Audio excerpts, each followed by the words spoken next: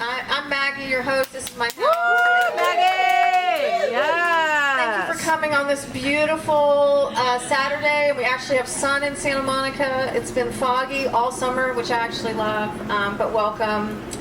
So you were talking about getting older, but you know what? I actually decided I don't mind getting older. You know that? I have a big birthday coming up too.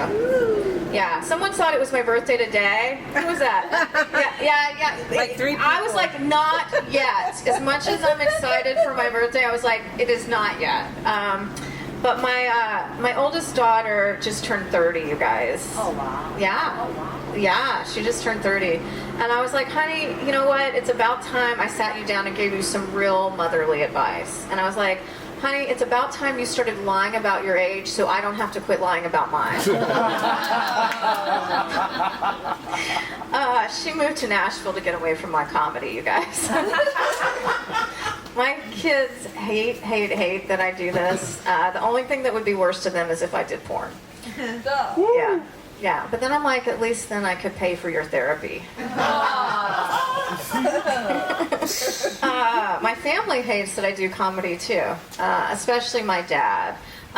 Did anybody have, like, did any of you guys, or is anybody a daddy's girl? Josh, I know you're a daddy's girl, you gotta be. Yeah, just kidding. I was just looking right at you, so I had to ask. Meryl, I know you're a daddy's girl. Yeah, you're such a daddy's girl, I can't even relate to you. I'm more of a daddy's issues kind of girl. Yeah.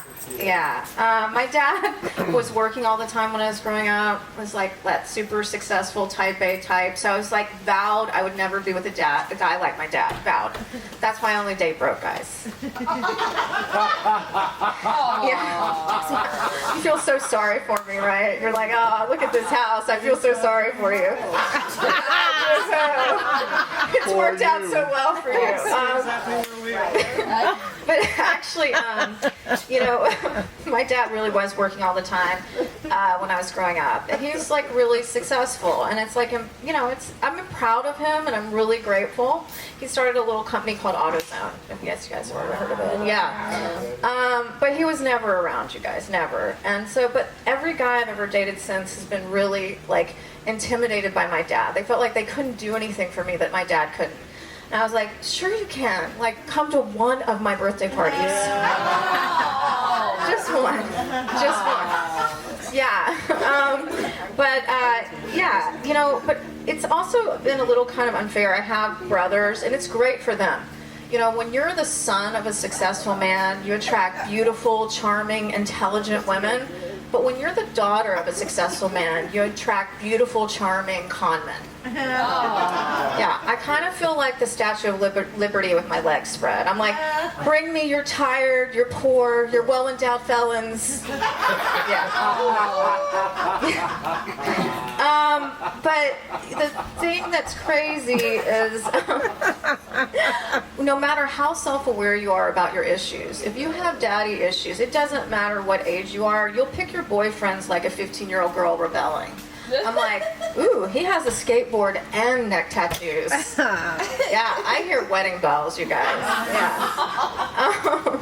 My dad loves those jokes. No, he doesn't. He won't even admit I do comedy. When I mention that I had a show, he like ignores it, like it didn't, like he didn't hear a fucking thing. That's probably good. But you know, he like really wishes I would go back to writing children's books. I used to write children's books actually. And I'm like, but after doing stand-up, what book would I write? Like, what would it be? C-Spot Fuck? Yeah. You know, like, where would that go on the bookshelf, you guys?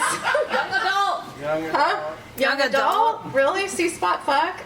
I guess kids are more advanced these days. I guess they are.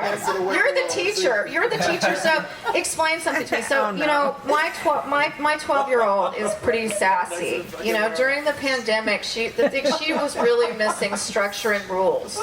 And she came up to me and she told me that she wanted me to have a swear jar. And I was like, aw, I'll pay you $20 to shut the fuck up about the swear jar. And she was like, how about 80? I was like, I have taught you a thing or two. Yeah. But she's really something. You know, I don't like to claim being new agey, but I am. You know, I think you guys know that. I have, you know, crystals for my anxiety, and I take Xanax. Yeah. You we've got to be practical. And I get this house feng shuied every year just in case it works. And I take Xanax. And there are a ton of Buddhas in my house if you go in there. A ton. And did I mention I snort Xanax? Yeah. But the other day, I walked into my 12-year-old's room, the sassy girl, as she was leading her American Girl dolls in a pretend ayahuasca ceremony.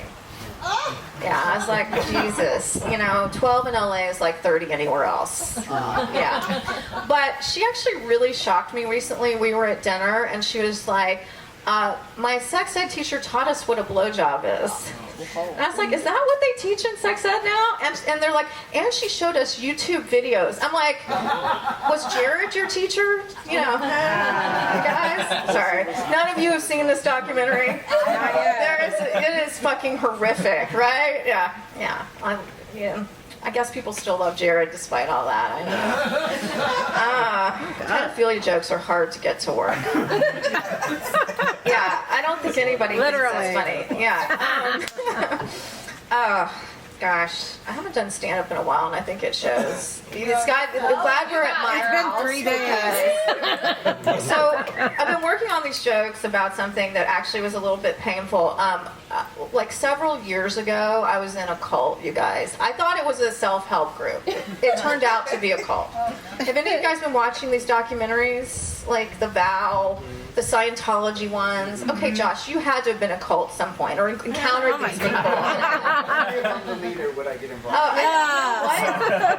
You could be the leader of a fuckboy cult, right? You could teach them all how to do it, the younger guys, right? It's more of a responsibility. Yes, I see. It's a heavy burden to bear. Yes. And being so hot and having so many dates. I know. It's so difficult. But anyway, I kind of got obsessed with these cult documentaries, you guys, because like I said, I was in a cult. I didn't realize it was a cult for too long. It took me about 2 weeks, 2 years, But in my defense, I was at a really low, vulnerable point in my life. It's called a sexless marriage. And I had just gotten bangs. But you know what? Cults draw you in really slowly, and that you don't even realize it's happening. And they really sell you on the idea that everything is a choice, which to some extent is true and helpful. I could choose to have a better relationship with my family, but my stepmom did call me a bitch. Yeah, rough family. But you know what? Cults will convince you of some really crazy stuff. But you know what? I didn't sleep with the guru or lose all my money, but I did walk around Whole Foods for about 3 months just thinking I could absorb all the supplements without taking them. It does not work, you guys. And I can also confirm it does not work with Xanax. Yeah, that doesn't work. But you know what? People ask me if there was crazy sex stuff in the cult I was in, and sadly, there was not. And I'm like, if you're going to waste 2 years of your life, at least you should fucking get laid, right? Yeah. But this cult I was in did engage in excruciatingly long hugs. Oh no. To the point I was like, just put it in already. Yeah. Oh gosh. So I'm a mom. I'm a single mom. I know you guys. A lot of you know that. That's why I'm not doing my mom jokes. But I'm also a dog mom, and I use that as an excuse to leave shows a lot, but it's actually really true, you guys. Anybody a crazy dog person besides Amanda? Do you have dog birthday parties?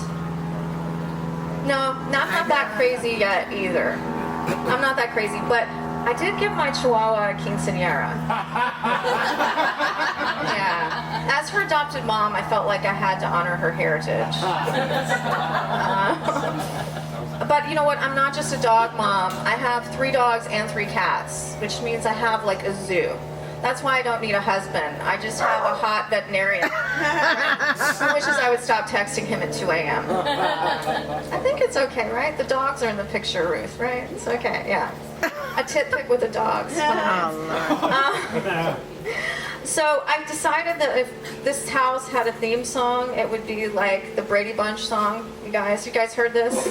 I'm going to sing badly, and then I'm going to give someone else the mic. There was a story about a divorced lady who was bringing up 3 very cuddly dogs. All of them were little bitches like their mother.